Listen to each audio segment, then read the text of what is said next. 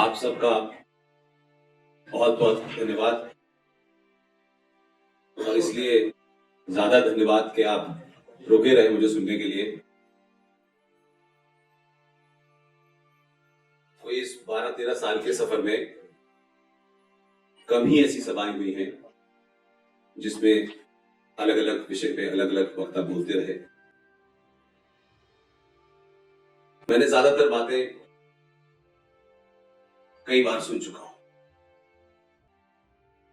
हिंदू समाज संगठित हो, हम कैसे मिले, हमें क्या करना है, ये तमाम सवाल जो है वो बहुत पीछे छूट गए हैं।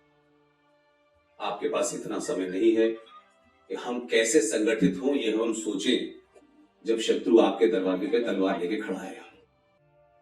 1990 के कश्मीर के पलायन की और हत्याओं की घटनाएं ये आज की डेट में हम सब के मुंह पे तमाचा है कि कश्मीर की घटना से चल के 2500 कश्मीरी हिंदू पंडितों का नरसंहार हुआ, बलात्कार हुआ, मस्जिदों में से बंदूकें निकली, गोले निकले। वहां जो मौलवी साहब अल्लाह का पाठ पढ़ा रहे थे वो वहां से अजान के साथ साथ नारे लगाते थे कि हमें चाहिए कश्मीर, कश्मीरी हिंदू पंडित मर्दों के बगैर, कश्मीरी हिंदू औरतों के साथ। मस्जिदों से नारे लग रहे थे। उन नारों की आवाज हुई, सब पलायन हो गया, सब कहानी हो गई, सरकारें 3-3, 4-4 बार बन गई, राष्ट्रवादी भी आ गए, बेराष्ट्रवादी भी आ गए। लेकिन आज भी इस देश के 82 करोड़ हिंदुओं में से 10% को पता है ये हुआ। लेकिन फिर एक फिल्म बनी, फिल्म बनने के बाद मुंबई से लेके गुजरात में जहां जहां मैं जाता हूं बोले वहां ऐसा हुआ था। ये हमारी सोने की बात है।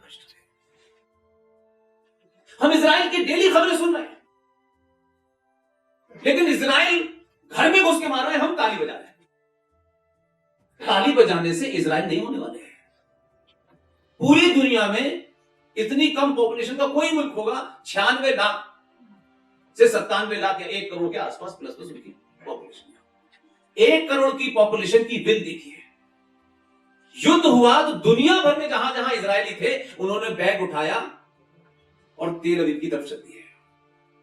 हमारे यहां युद्ध हो जाए, बैग उठा के सबसे पहले कौन सी जगह जाया जा सकता है? यहां ये लड़ रहे हैं, छोड़ो, खुद को छुट्टी बनाने चले जाए।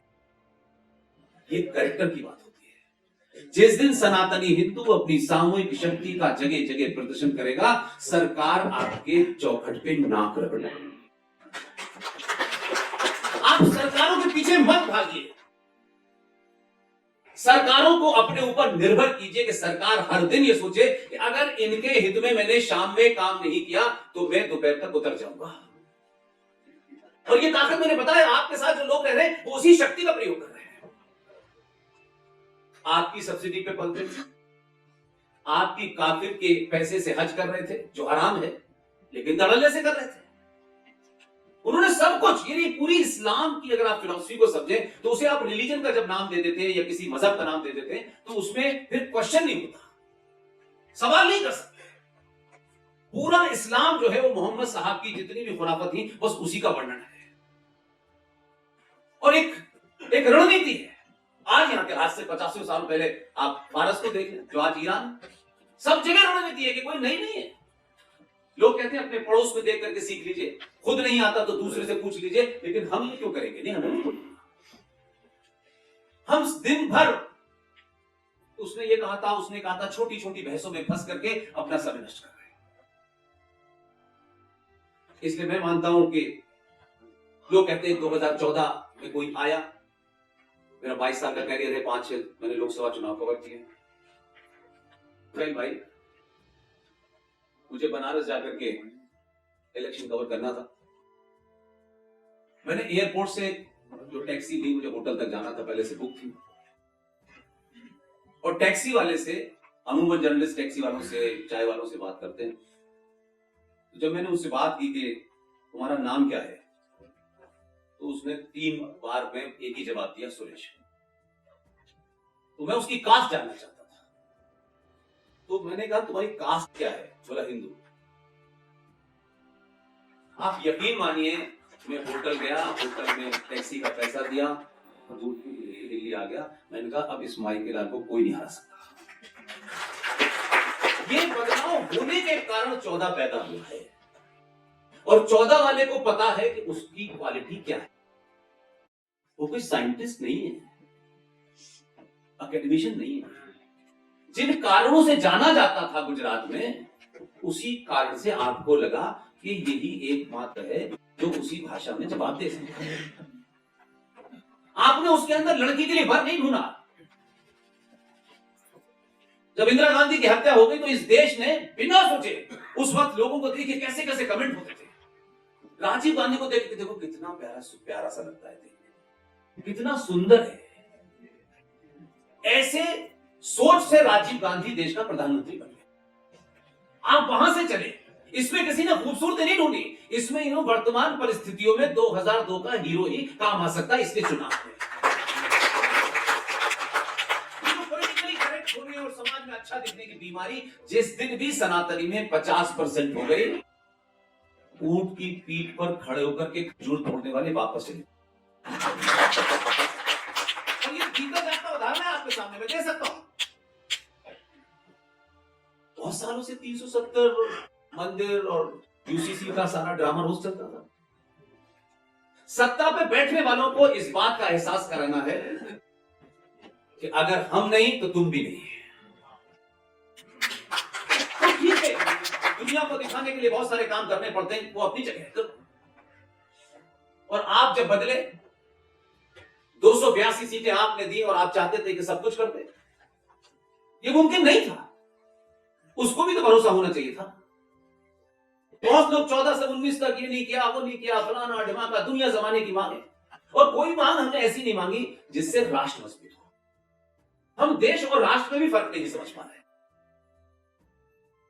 देश तो हमेशा था। क्या 71 में हमारी सेना नहीं लड़ी? क्या 65 में नहीं लड़ी? क्या पुलिस काम नहीं कर रही थी? वो तो पहले भी थी।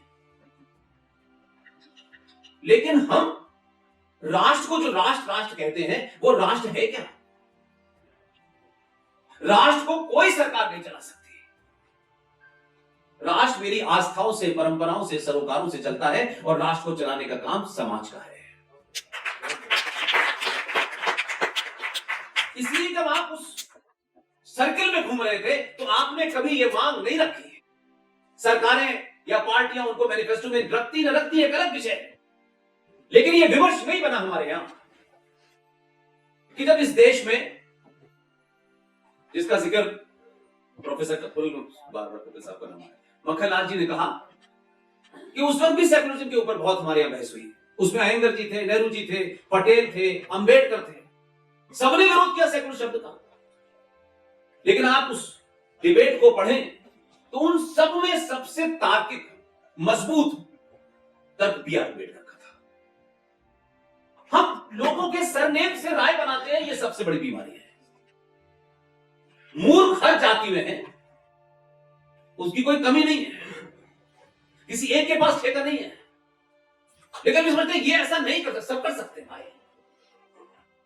अंबेडकर ने उस वक्त भी अपना विरोध दर्ज करते हुए यह कहा कि भारत भूमि पे अनादिकाल से अनेक पंथ मत आए, यहां रहे, उनकी क्या पूजा पद्धति थी, लेकिन तब से लेके आज तक कोई ऐसी घटना नहीं घटी है कि हमने उसकी पूजा पद्धति के कारण उसकी गर्दन काटी हो, उसके इबादतगाहों को तोड़ा हो। आज तक ऐसी मिसाल नहीं मिलती है।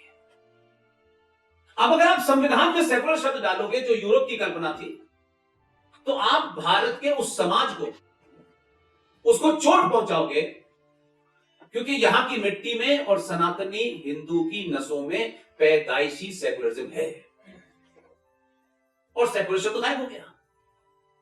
और वही संविधान जो 1950 में लागू हुआ 26 नवंबर को, मात्र 24 साल में एक पार्टी को लगा कि ये कम्युनल है, इसलिए लिखित में उसे सेकुलर करना था। पॉलिटिकल कंपल्शन थे उस वक्त। और ये मैं नहीं कह रहा, यूएसएसआर की, जिसे आप रशा कहते हैं, उनकी जो खुफिया एजेंसी है केजीबी, उनके डायरेक्टर की किताब और अवेलेबल है। उन्होंने कहा कि 35 लोग उनके पेरोल पर थे पार्लियामेंट के अंदर। कैसे भारत में नैरेटिव आएगा, कैसे वामपंथ का नैरेटिव आया, और ये खूब चला एकदम। जितने आप नैरेटिव देख रहे हैं पिछले 50 साल के, उस जमाने के बने हुए, जेएनयू भी उसी जमाने की है, और उन लोगों को बढ़ावा दिया गया। लेकिन जब हमारे संविधान में 42 सेकंड अमेंडमेंट के तहत रात के अंधेरे में जब ज्यादातर नेता जेल में थे तो 40 सेकंड अमेंडमेंट हुआ तो उसमें लिख दिया गया प्रीएम्बल में, जबकि दुनिया के किसी प्रीएम्बल में बदलाव कभी नहीं होता है। संविधान में अमेंडमेंट आते हैं समय समय पे, वो लगते हैं उनको कोई दिक्कत नहीं है, लेकिन उसमें लिखा सोशलिज्म और सेक्युलरिज्म। लेकिन पूरे भारत के लोग पता नहीं किसने इसका ट्रांसलेशन किया है, संविधान में तो नहीं लिखा हुआ। धर्मनिरपेक्ष शब्द संविधान में है ही नहीं। जो 1976 में उसको उसमें लिखा हुआ है हिंदी में, और वो एलएम सिंघवी साहब ने लिखा है, जिनका पुत्र जो है जज बनाने की ट्रेनिंग देता है सुप्रीम कोर्ट में। एलएम सिंघवी साहब ने लिखा, इंदिरा गांधी ने उनसे कहा कि इसका ट्रांसलेशन करिए। एलएम सिंघवी ने उसका ट्रांसलेशन करा पंथ निरपेक्ष। लेकिन पूरा भारत का समाज साफ से हिंदू धर्मनिरपेक्ष बोलता है, जो एंटीथीसिस है। जिस दिन भारत धर्मनिरपेक्ष हो जाएगा, अनार्की फैल जाएगी, राजा अपना धर्म नहीं करेगा, मां अपना धर्म नहीं, बेटा अपना धर्म नहीं, सरकार सब कुछ उल्टा सीधा होने लगेगा। लेकिन हम धर्मनिरपेक्ष पढ़ते हैं, वहां आज भी पंथ निरपेक्ष लिखा हुआ, और उसी संविधान जिसको सर पे रखते हम दिन भर मानते हैं संविधान के दायरे में बात करनी चाहिए, संविधान के दायरे में बात करनी चाहिए। भाई संविधान को खोल के तो देखो, उसमें है क्या। आपके पूर्वज आपके लिए बहुत कुछ करके गए, उन विपरीत स्थितियों में भी है। लेकिन हमको खुद कुछ नहीं चेक करना है, कोई हमको बता दे, कोई रेडीमेड लाके दे दे, बस मैगी बनी और खाई, बस खत्म। उसी संविधान में हमको तो 12 साल हो गए बोलते बोलते। पहले तो ढूंढना शुरू किया कि उसकी ओरिजिनल सोर्स कहां है, तो जबलपुर में जाके ओरिजिनल सोर्स मिली, तब से बोल रहे हैं। इसलिए मेरा विश्वास है, आज भी मैं कहता हूं, आप संगठित होइए, कैसे होंगे इस पे विचार करें। लेकिन अगर कोई सच बात पता है आपको, तो इस संचार क्रांति के दौर में बिना इस लालच के कि इसलिए बोलनी है कि टिकट मिल जाएगी, टिकट की लाइन बाहर आइए, जोर से अपनी बात को कहीं, ताकत से कहते रहिए। मेरा 4-5 कामों से मेरा यह अनुभव है कि सत्ता में कुछ लोग बैठे हुए हैं जो उसको सुनते हैं, और उस सुनने का कारण यह है कि हम आज से नहीं कह रहे कि जिस वक्त संविधान लिख के तैयार हो गया था, तो पहले भाई उस वक्त सोचिए कि उस वक्त भी आपके बीच के 2-3 बुजुर्ग ऐसे थे कि आज तक उनको पता ही नहीं चला, उनके बारे में कभी सोचा नहीं हमने। पूरा संविधान लिख गया, लिखने के बाद में जो संविधान का पहला पेज है, उसकी जो पहली लाइन है, देखिए जिसको कुछ करना होता है, जिसके यहां आग लगी होती है, जो इस चक्कर में रहता कि जीते जी मेरी कहां प्लेट लगेगी, मुझे भारत तो मिलेगा या नहीं मिलेगा, वो ये करके जाते हैं। उनके इस कार्य से मुझे ये विश्वास होता है कि आप जो कर सकते हैं इन विपरीत परिस्थितियों में कर जाइए, उससे आगे का काम अगली पीढ़ी कर लेगी। सब कुछ आपके सामने हो जाए और सब कुछ बड़ी बड़ी प्लेट लग जाए, ये नहीं होगा। अंबेडकर ने, डॉक्टर राजेंद्र प्रसाद अंबेडकर तो मात्र ड्राफ्टिंग कमेटी के चेयरमैन थे, संविधान सभा के अध्यक्ष तो राजेंद्र प्रसाद थे। अब किस तरीके से ये बात उनके बीच में हुई कि उन्होंने कहा भाई संविधान लिख दिया, इसमें लिखा है इंडिया, दैट इज भारत, लेकिन इसमें इंडिया है, क्योंकि ये जो संविधान जिसे आप देखते हैं, ये गवर्नमेंट ऑफ इंडिया 1935 की फोटोकॉपी है। अब उन्होंने उस लाइन को पकड़ा और उसके बाद उन्होंने कहा कि इसमें इंडिया है, लेकिन भारत तो दिखता नहीं है इसमें। तो भारत को हम कैसे इसके अंदर लेके आए? तो दोनों ने मंत्रणा की और बात करने के बाद उन्होंने कहा कि क्या हम अलग अलग जगह जहां स्टेट के सेंट्रल रिलेशन की बात कही गई है, जहां फंडामेंटल ड्यूटीज की बात कही गई है, हम उस तरीके से हमारे अनादिकाल में कैसे वो व्यवस्था चलती, उनके कुछ चित्र डाल करके क्या ये करा जा सकता है, ताकि आने वाली पीढ़ी समझ जाए कि हमारा इतिहास क्या था। लेकिन संविधान पर दुनिया में हम दिन भर यूट्यूब से लेके किस किस चीजों को पढ़ते हैं, अपनी चीज को नहीं पढ़ते हैं। संविधान के पहले पेज पर जो लड़ाई बनारस में विष्णु शंकर जैन और उनके पिताजी हरिशंकर जैन लड़ रहे हैं, जिसे हम सब महामूर्खता में ज्ञान व्यापी मस्जिद कहते हैं। ज्ञान का मस्जिद से कोई संबंध नहीं है। वो ज्ञान व्यापी मंदिर था, लेकिन सबने कहा मस्जिद मस्जिद, तो हम सब कहने लगे। और कहने का ज्यादा महत्व होता है, क्योंकि जब सब कह रहे हो तो फिर बाकी लोग चेक भी नहीं करते। विष्णु शंकर जिस ज्ञान व्यापी मंदिर के अंदर 100 फीट गहरा जहां शिवलिंग मिला है, उस शिवलिंग के सामने 450 साल से जो नंदी इंतजार कर रहा है, उस नंदी की तस्वीर संविधान के पहले पृष्ठ पर बनी हुई है। उसी संविधान के 5वें पेज पर यह बातें आनी चाहिए थी ना, बट हटा दिया गया, बात अलग है, लेकिन ओरिजिनल संविधान तो मौजूद है। ये जज साहिबान जो संविधान की शपथ लेते हैं, कमाल के लोग हैं, और फिर छुट्टी पे चले जाते हैं। रामनवमी की छुट्टी है 10 दिन की, और फिर आकर के जजमेंट देते हैं कि जो राम पे बात करते हैं कि राम तो काल्पनिक है। तो आपने उन विषय को भी अगर उठाया होता तो देखिए, सभ्यताओं की लड़ाई है, ये मजहब की नहीं कोई। जब आप उसको सभ्यताओं से जोड़ते हैं तो आपका मजबूत होता है, लॉजिक होती है। नहीं तो ऐसा लगता है राम थे नहीं थे, वो आप ही का बच्चा आर्गुमेंट करेगा उनके, यहां नहीं तो यहां बना लो तो क्या फर्क पड़ता है। तो सभ्यताओं के युद्ध में ये लड़ाई चलती रहेगी। ये कोई ऐसा नहीं है कि किसी ने कहा 3 ले लो, कोई आलू प्याज है क्या, 4 मत लो, 2 छोड़ दो, तुम्हारा स्वार्थ हो सकता है 3 का। हम अगर सभ्यताओं की लड़ाई लड़ रहे हैं तो हमारी अगली पीढ़ी लड़ती रहेगी जब तक 42,000 न मिल जाए वापस। वो कितना ही बड़ा आदमी हो, सनातन सभ्यता में पद से कभी कोई बड़ा नहीं होता, ज्ञान से बड़ा होता है। अगर किसी को यह गुमान है कि वो बहुत बड़े हैं और उन्होंने ठेका ले लिया है सारे हिंदुओं का, तो अपने स्वार्थ के कारण इस सभ्यता की लड़ाई में 90 से 80 करोड़ हिंदुओं को मूर्ख मत बनाओ। कल पार्लियामेंट में साबित हो गया कौन इसके पीछे था, कैसे ये युद्ध हुआ। इसलिए कोई 1 मंदिर ले लिया, 2 मंदिर ले लिए, अब झगड़ा हो जाए, अब भाईजान से कुछ संबंध बन जाए। आप जिन लोगों से अपने संबंध बनाने के लिए आपकी शाम अच्छी गुजर जाए, कुछ सालों अच्छे गुजर जाएं, ये समझौतावादी समाज आपने बनाया। अब जब पहली बार 700 साल के बाद आप हल्के से जागने की डॉट बराबर आपने कोशिश की है, डॉट बराबर, तो आप ही के लोग आपको ज्ञान दे रहे हैं। नहीं अब ये झगड़ा कब तक चलता रहेगा। क्यों भाई, आप नहीं थे तब भी तो चल रहा था, तो आप ही को क्या जल्दी है, आपको क्या जल्दी है भाई, आप लड़ते लड़ते मर जाइए, खत्म कहानी।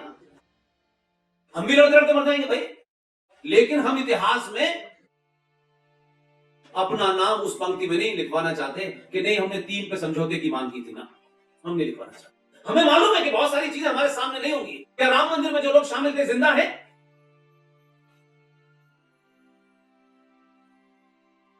लेकिन लिखी जाएगी ना युद्ध में कि वो उस तरफ खड़े थे, इधर नहीं खड़े थे। इसलिए ये युद्ध लंबा चलेगा, इस युद्ध में जल्दबाजी मत। राजीव मिश्रा भाई ने बहुत सारी बातें कही हैं, तार्किक कही हैं, लॉजिकल कही हैं, उस पर ध्यान दीजिए। आपको तो आज तक ये भी नहीं पता था आपकी असली मांग क्या होनी चाहिए। UCC is not an important for me. अगर आप उसकी डिटेल में जाएंगे तो आपको नुकसान होगा, लेकिन एक बना दिया नैरेटिव कि यूसीसी हटाने से कुछ। भाई, इस देश में सुअर पालन के लिए सब्सिडी दी जाती है और सुअरों को सब्सिडी दी जाती है।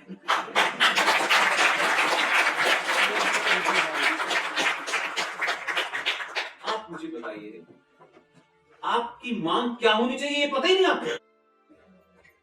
भारत सेकुलर बना दिया गया 76 में, हम इसको कहा कि समाज सेकुलर हो जाए, समाज भी सेकुलर हो गया। हर हिंदू बोलने से पहले अपने सेकुलरिज्म के क्रेडेंशियल देता है। देखिए नहीं वो जफर भाई मेरे अच्छे दोस्त हैं, हम लोग ईद पे सवैयां साथ खाते हैं।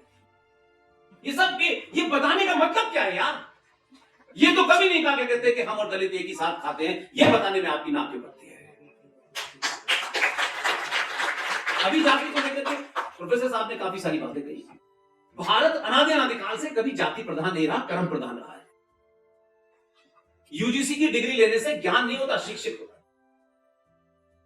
और जब समाज में या राष्ट्र में लोग अपनी मार्कशीट, अपनी डिग्री की चिंता करते हैं, उसकी एक जीती जागती मिसाल बताता हूं। बहसीत चंद्रशेखर देश के प्रधानमंत्री थे। कांग्रेस पार्टी ने उनसे समर्थन वापस ले लिया। वो इस्तीफा देने के लिए निकले तो सारा मीडिया खड़ा था। अब उस दृश्य को जब जब मैं देखता हूं तो मुझे ऐसा लगता है कि हम इतने कहां चाणक्य, कहां परशुराम, कहां भगवान राम, कहां कृष्ण जी, हम उनकी विरासत के कैसे लोग थे। प्राइम मिनिस्टर अपने ऑफिस से बाहर निकलता है और वो राष्ट्रपति को अपना इस्तीफा देने जा रहे थे। लोग रिवाइंड करके देख सकते हैं, तो वहां एक बेंच पड़ी हुई थी जिसपे अक्सर पीएम के ऑफिस में जो लोग आते हैं उनका अपॉइंटमेंट लेता है। चंद्रशेखर तेजी से जा रहे थे, सडनली एक आदमी बेंच पे जो बैठा था वो भागा सर करता। और चंद्रशेखर आपको जानते हैं, थोड़ा सा अक्खड़ मिजाज के आदमी थे। उनका क्या बात है भाई? तो सर आप जा रहे हैं कि मेरी फाइल पे साइन कर दीजिए, मैं यूजीसी का चेयरमैन हो जाऊं। तो चंद्रशेखर ने उससे कहा कि इस पे प्राइम मिनिस्टर साइन नहीं करेगा, इस पे एचआरडी मिनिस्टर करेगा। और इतनी देर में क्यों आए? तो आधे घंटे तक एचआरडी मिनिस्टर को ढूंढवाया, और वो हमारे फिरोजाबाद के रहने वाले, वो और कामों में बहुत बिजी रहते थे। कोई 40 से 50 मिनट तब तक मीडिया में खबरें चली कि चंद्रशेखर का मन बदल गया, ये हो गया, ये। खैर वो साइन हो गए, वो यूजीसी का चेयरमैन बन गए। और एक दिन पता चला कि वो देश का प्रधानमंत्री बन गया, जिसे मनमोहन सिंह कहते हैं। और ये मैं इस बात से जोड़ रहा हूं कि उसने भी प्राइम मिनिस्टर से नौकरी मांगी, कुछ और नहीं मांगा उसने। वो पूरी 10 साल तक प्रधानमंत्री होने के बाद अपनी डिग्री और नौकरी ही बचाता रहा। इसलिए आज वाले को आप अच्छा लगे ना लगे, इसके पास डिग्री ही नहीं है। इसलिए ये जो कॉम्प्लेक्स था आपका कि आप तिलक लगा लेंगे तो एहसान भाई नाराज हो जाएंगे, ये सुबह सुबह प्रधानमंत्री की शपथ लेने के बाद अमेरिका अंकल सैम क्या नहीं गया, ये नेपाल गया।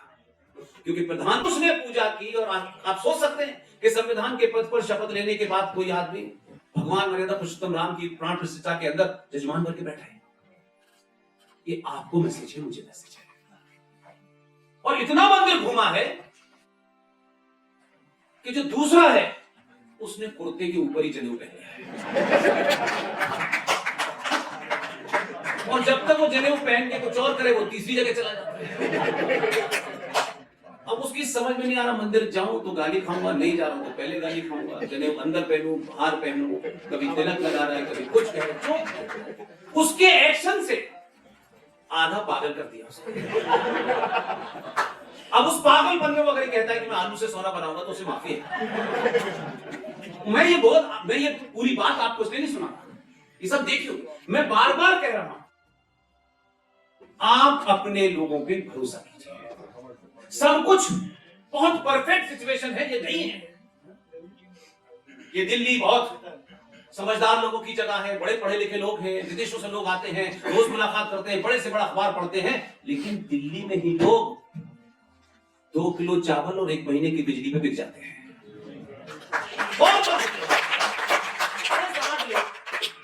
उनको इनको भी ध्यान रखना है, इसलिए बहुत सारी योजनाएं चला रहा है कि अगर तुम योजनाओं पे बिक रहे हो तो मैं भी योजनाएं चला रहा हूं। लेकिन कुछ बदलाव के लिए सत्ता में रहना जरूरी है। लेकिन आप अब उससे कह रहे हैं हिंदू राष्ट्र बनाओ, लेकिन एक भी आदमी हिंदू बनने के लिए तैयार नहीं। और रोज एक सभी मतलब अपने घर में इतने काम नहीं जितने मोदी को रोज काम देना देते हो। तो मेरा कहना यह है कि भाई बदलाव, मैं ये मानता हूं कि आप बदले ना तो 2014 पैदा हुआ, और आपके बदलने का एहसास हुआ तो 2017 पैदा हो गया। क्योंकि कुरान मजीद ये कहीं फरमाता है, अब क्योंकि ये बचपन का पढ़ा हुआ है तो कंटेंट याद है, आप उससे बहुत ज्यादा पूछेंगे तो यहाँ एक्सपर्ट लोग हैं, अंबर जैदी हमारी बहन यहाँ मौजूद हैं। कुरान में एक जगह कहा गया है कि वो अल्लाह अपने बंदों से कह रहे हैं कि मैंने तुम्हें जमीन पे भेजा, तुम्हारे लिए सब कुछ है, लेकिन मैंने तुम्हें इंस्ट्रक्शन दिए, कुछ हिदायत दी, तुम्हें उसी का पालन करना है। और उसमें वो ये कहते हैं कि अगर तुम ये नहीं ऐसा करोगे तो मैं जमीन पर ऐसे लोग भेजूंगा जो तुम्हें सही रास्ते पर ले आएंगे। अब कुरान मजीद ने ये नहीं बताया था कि आधा आस्तीन वाला 2014 में भेजूंगा। इसने काफी योजनाएं चला के समझाने की कोशिश की, ये नहीं माने तो उन्होंने 2017 में यूपी में भेजा। उसकी कुछ सुनी कुछ नहीं सुनी, तो 2019 में गुजरात से एक और भेजा। तो ये सिलसिला इसलिए नहीं है कि वोट की जीत है, ये सिलसिला इस बात को बताता है कि सनातनी हिंदू अपने लालच जातिवाद से ऊपर उठेंगे तो सत्ता पे ऐसे लोग ही बैठे। इसलिए सच को सच बोलिए, बेधड़ल्ले से बोलिए, और अगर अब नहीं बोले तो आने वाली नस्लें आपको माफ नहीं करेंगी। बहुत बहुत धन्यवाद। Thank you.